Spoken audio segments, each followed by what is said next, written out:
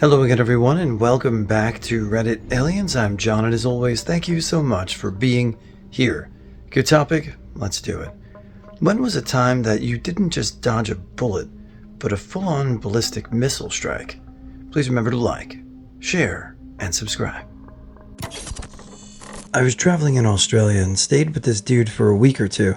At first, he was the coolest guy, but then I quickly realized he was a terrible alcoholic and a drug dealer who had recently been in prison. One night while I was out, he apparently got completely hammered and was causing a scene at the apartment complex, so the police were called. I showed up and see cop cars everywhere. I had enough and just booked a flight for the next morning to see another city. I woke up in the morning and quickly threw my clothes into the bag. I was about to leave without even saying goodbye, but I thought that was pretty rude, so I grabbed a pen and started writing a little thank you note to the guy for letting me stay. While writing the note, he wakes up and comes into the common room. I do the whole, "Oh shoot, sorry, I didn't want to wake you, but I found a cheap flight, leaving right now." He responds, "Can I see your bag really quick before you leave?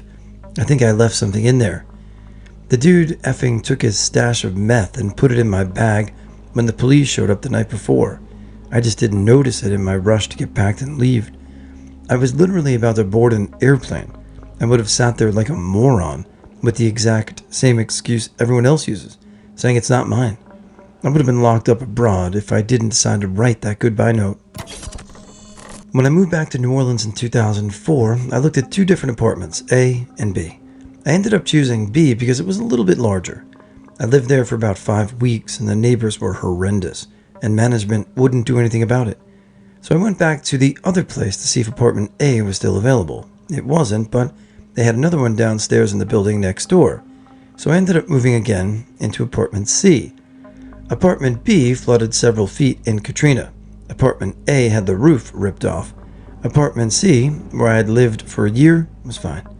I cannot overstate how difficult my life would have been if my apartment had been damaged. Not even taking into account my belongings, it was damn near impossible to find anywhere to live for years after Katrina. It's not an exaggeration to say that if my apartment had been damaged, the entire trajectory of my life probably would have changed. I met a guy online. We had a great first meeting, made out a little. He mentions that he knows a friend of mine. Ask her about him. She sends me his judiciary page full of SA convictions, including more than one statutory R. A friend in high school offered to pick me up and sneak out for a party. I was in the middle of a World of Warcraft raid and declined. Then it turned out he hit a tree and died from drunk driving. I just finished a regular meeting I was the host of when one of my friends said, "Hey, you don't look good." I told him I didn't feel great and was going to go home. He said, "Nah, I'm taking you to the doctor." We go to the clinic, military, and after an extremely brief exam, he turns to my friend and says, "Take him to the ER and tell them it's his appendix."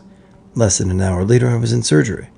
The thing is, I just came back from a dive weekend where I did 2 days of boat dives for 4 hours out in the Red Sea. Multiple dives were below 100 feet. If my appendix had decided to give out a day earlier, I would have probably died. I was riding my motorcycle, not too fast. There was a nice spring breeze, so I had my visor open. Then, I just randomly decided to close it. As soon as my visor clicked down, I saw a small but sturdy branch fall out of a tree, smack me right in the visor, and bounced off. I had leukemia when I was a kid. I was given a pretty low chance of survival. I got diagnosed the day after my 6th birthday and went into remission when I was 12. When I turned 14, they told me it wouldn't come back, but if it ever did, I would have the worst headache I've ever had in my life.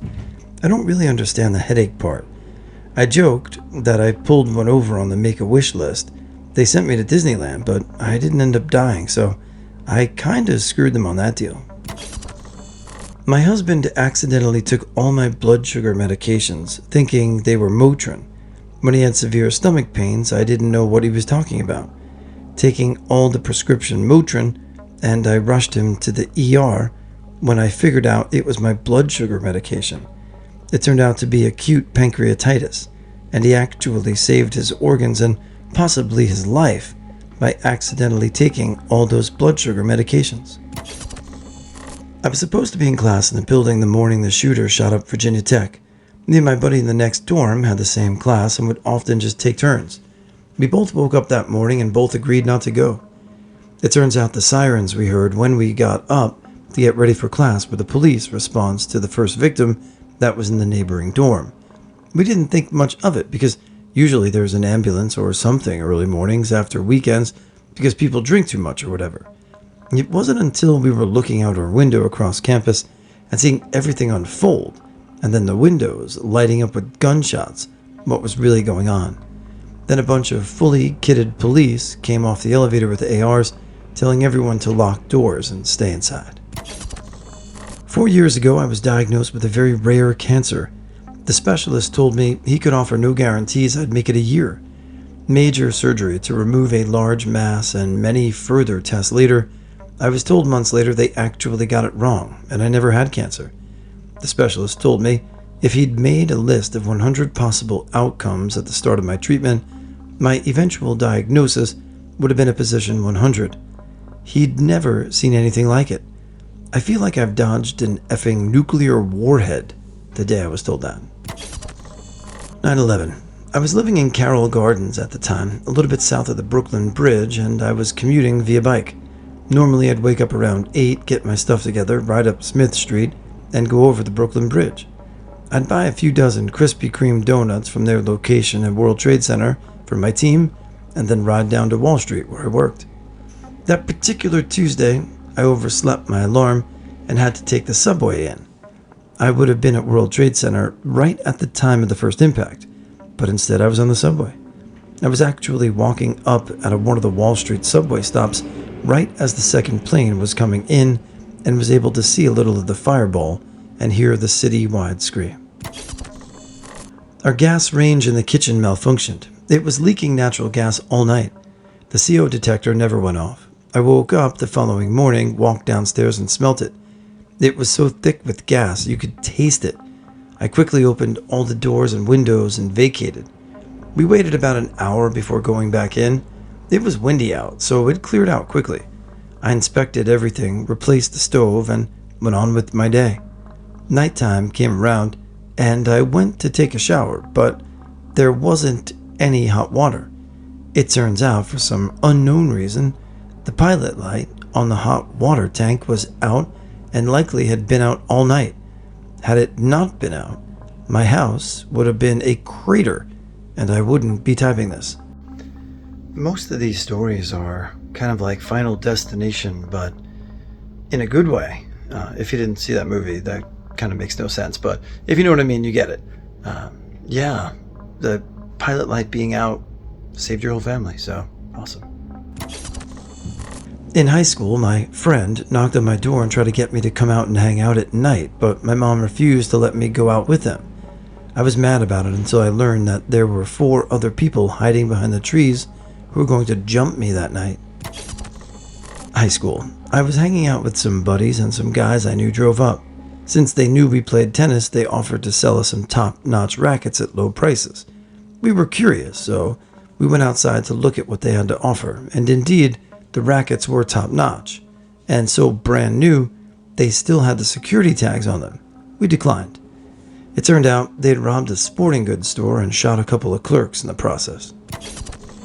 When I was 17, I was going out with a girl from school. We smoked a little bit of hash. She was a lifeguard at a swimming pool. Her boss was a creepy guy in his late 20s who had a thing for my girlfriend. He found out we were going to a party and told the police that I was a major drug dealer. He gave the address of the party. At the last minute, we decided not to go. We cooked dinner for her mom, stayed in, watched TV, and smoked a joint in the garden. The party got raided. 2 vans were full of police. All they got were a couple of underage drinkers. I was booked on Pan Am Flight 103 right before Christmas, 1988. Being European Catholic, we would celebrate Christmas on Christmas Eve, i.e. the 24th in the evening. So I wanted to fly out on Wednesday, the 21st. None of my professors had problems with me asking to take any finals early except for one, my Accounting 101 professor. She insisted I do my test on Thursday like everyone else. She said that otherwise I could pass the test on to my classmates. Anyway, I changed flights to Friday before Christmas Eve, which was a pain. That flight got blown up over Lockerbie by the Libyan Secret Service. I told my professor the next day, when I had to take my final. She was shocked, so happy I missed it, and then admitted that the reason she didn't let me take the exam early was not because she didn't trust me, but because she hadn't prepared it yet herself.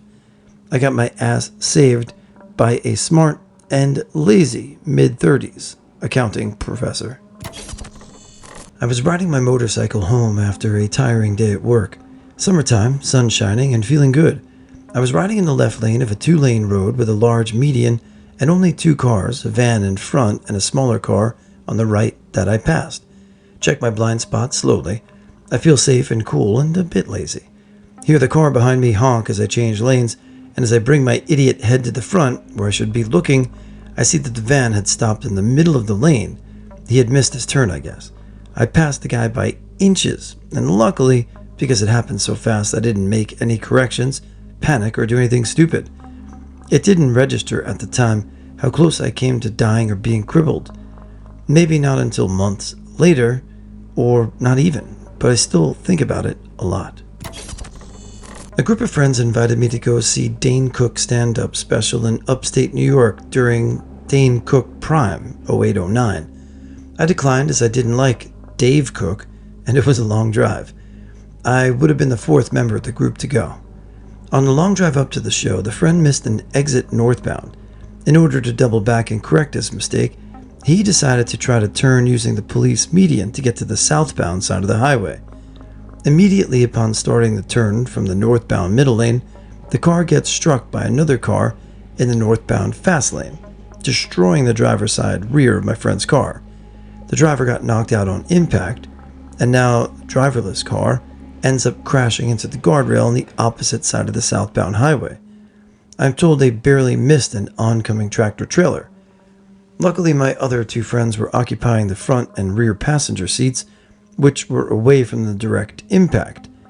Everyone was more or less okay, apart from short-term injuries, including the driver's concussion. The car was totaled. If I had gone, someone would have been sitting on the rear driver's side, and probably would have been severely injured or dead.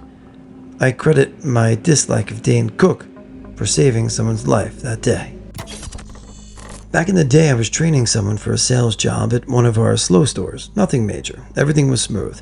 Time comes around. Normally is one, then the other, but I decided this person was still new to retail, so close up and take a lunch together. We get food, come back, sit in the back office to eat, all glass front, so it felt weird to close and eat, but people could see you. Before we had a chance to open the food bag, we heard a very loud set of bangs, some broken glass, and a loud thought. The chick drove under the desk, and I did the same. Police showed up almost immediately. There was a police station in the mall across the street. It turns out the blue guy saw the red guy, and they didn't like each other or something, so they started shooting at each other. One of the shots went into our shop and went right above the POS station, register or PC. The store had those in the counter monitors so the customer could always see what was on the screen, and hit a car charger, completely destroying it, and lodged into the wall. If we had not been in lunch, either myself or the new hire would have gotten it, chest or higher, by a 45. Needless to say, the new hire quit on the spot. I was an ROTC in college on a scholarship with hopes of becoming an Army officer. I was kicked out of the program my junior year of college because I failed 2 PT tests in a row. I was kicked out on 9/13/2001, 2 days after 9/11. Of course, I was absolutely gutted and had to figure out what to do next with my life. But all my friends in the program had multiple deployments to Iraq and Afghanistan, and some of them didn't make it back. So in the end, things worked out for the best. The girl I was seeing wasn't interested in being an Army wife and was upfront about how she probably would have broken up after college. But instead, we've been married for 18 years and have 2 awesome sons. I was walking to high school when I was 15. I had to cross a pretty busy boulevard at an uncontrolled crosswalk. I often had to wait a bit for traffic to stop. As I got to the crosswalk, a minivan in the closest lane stopped fairly early. I considered jogging so that she didn't have to wait that long, but she decided to keep walking. As I stepped into the second lane, a little Dodge Dakota blew through the lane at about 50 miles per hour. The side mirror left a scuff on my jacket. I just stood there. I looked at the van driver, and she was peeking through her hands. The adrenaline vibrated me the rest of the way to school.